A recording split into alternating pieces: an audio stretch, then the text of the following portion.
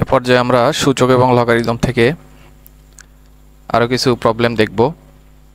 তো এখানে 16 নম্বর প্রবলেমটা যেটা বলা হচ্ছে এটা আমরা সমাধান করব কিভাবে। তো এখানে বলছে এই রাশিটার মান কত, 7 × 2⁻x + 1 minus 13 × 2⁻x divided by 2⁻x। তো এখান থেকে আমরা এই 2⁻x কে ভেঙে দিব। তো এটাকে কিভাবে ভাঙা যায়, 7 × 2⁻x × 2⁻1। তো এটাকে আমরা যখন আবার যোগ করব তখন আগের অবস্থায় কিন্তু ফেরত যাবে। এখানে ব্যাপারটা এরকম, 2⁻x × 2⁻1 এটাকে যদি আমরা সূচকের নিয়মে যোগ করি, বেসটা সমান, তাহলে 2⁻x + 1 এটা যেমন যোগ হয় একইভাবে এটা রিভার্সলি ভাঙাও যায়। তো সেই অনুযায়ী এটা আমরা ভেঙে দিলাম, -13 × 2⁻x, নিচে আছে হলো 2⁻x। তো এখান থেকে যদি এই 2⁻x আর এই 2⁻x কমন নেই, তাহলে কিন্তু এখান থেকে আমরা এই যে এটার সাথে কেটে দিতে পারবো, অর্থাৎ 2⁻x 7 × 2⁻1 মানে 2, 13 ডিভাইডেড 2⁻x, তাহলে এটা আর এটা কাটবে, তাহলে এখান থেকে আমরা পাবো 14 - 13, তো এটা সমান হবে 1। তো এটার অ্যান্সার কিন্তু ঘ নাম্বার। আশা করি বুঝতে পেরেছো। পরবর্তী প্রশ্ন 14 নম্বরটা, 17 নম্বরটা। এখানে বলছে a⁴n + 1 × a⁻−n। তো এই দুটার বেস সমান, তাহলে পাওয়ারগুলো যোগ হবে, তাহলে a⁴n + 1 - n, তাহলে an কাটবে, তাহলে এখানে হবে a⁴1। a⁴1 মানে কিন্তু a, তো এটা হবে ক নম্বরটা। নেক্সট 18 নম্বর প্রশ্ন। 18 নম্বর প্রশ্নে কি বলা হচ্ছে, a⁵ - 5 × a⁴3। তো বেসটা সমান, তাহলে আমরা এখান থেকে বলতে পারি -5 + 3, তো a⁻−2, তাহলে এটার অ্যান্সার হবে ক।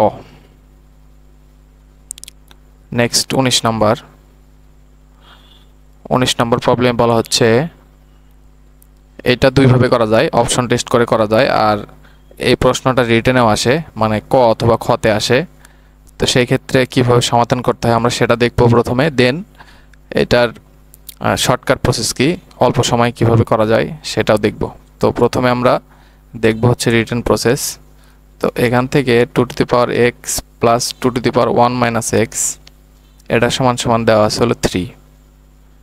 তো এখান থেকে আমরা লিখতে পারি 2⁻x + 2⁻1 - x-টাকে ভেঙে দিব। তো এখানে হলো 1 × 2⁻−x। তো এটা ওই আগের কথাই, আমরা যদি 2⁻1 নেই আর 2⁻−x নেই, এই দুইটা যদি যোগ করি তাহলে কিন্তু ওই যে আগেরটাই ফেরত পাবো, 1 - x হবে। তো ওই হিসাবে কিন্তু আমরা ভেঙে দিয়েছি, অর্থাৎ এটা সমান এটা লেখা যায়, এটা সমান কিন্তু এটা লেখা যায়, বেস যেহেতু সমান। আশা করি বুঝতে পেরেছো তোমরা। এটা ইকুয়াল টু হবে হলো 3। তো 2⁻x + 2, এটার নিচে এই যে যেহেতু মাইনাস পাওয়ার, তাহলে ভাগ হয়ে যাবে 2⁻x। যে কোনো সংখ্যার পাওয়ারে -1, এটা মানে হলো 1/2 মানে হাফ। এটা হচ্ছে ভাগ হয়ে যাবে, মানে 1/ডিভাইডেড আকারে চলে যাবে, এটা তোমরা আশা করি জানো। তো এটা সমান সমান হবে হলো 3। তো এখান থেকে আমরা লিখব হলো 2⁻x-টাকে আমরা ধরবো হলো a, এটা আমরা ধরে নিলাম। তো এখানে হবে হলো a + 2/a, এটা সমান সমান হবে হলো 3। তাহলে এখান থেকে যদি আমরা লিখি a² + 2 = 3a, এটা সমান সমান আমরা লিখতে পারবো a² - 3a + 2, এটা সমান সমান 0। জাস্ট এই 3a-টাকে পার করলাম। তো এখান থেকে আমরা যদি মিডল টার্ম করি, a² - এখানে আছে 2, তাহলে একে গুণ করে মিলাতে হবে, 2 × 1 = 2, এখানে হবে হলো 2a - plus 2 equal to 0, a minus 2 minus 1 common, a minus 2 এটা সমান সমান 0, a minus 1 into a minus 2 এটা সমান সমান হবে 0। তাহলে a সমান হবে 1, 2।